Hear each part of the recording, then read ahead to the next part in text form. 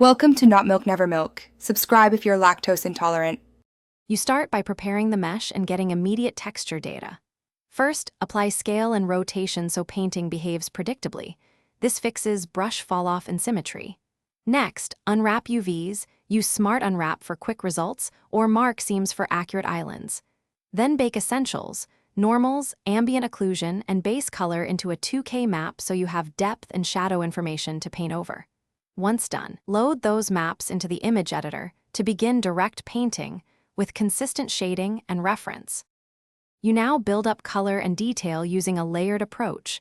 Start with a flat base, add midtones, then localize detail layers. Use texture paint for image map edits and vertex paint for sculpted, weight-based color work when needed. They complement each other. Apply masks and stencils to protect areas, and use the clone brush to sample real textures. Make sure to enable symmetry for bilateral models and tune brush spacing and tablet pressure so strokes read naturally. This saves time and keeps edges clean. You finish by consolidating and optimizing textures for export. Bake final combined maps, diffuse, roughness, metallic, and normal, naming them clearly and using correct color spaces. For example, roughness and metallic in non-color data. Savior. Blend with layered images so you can iterate.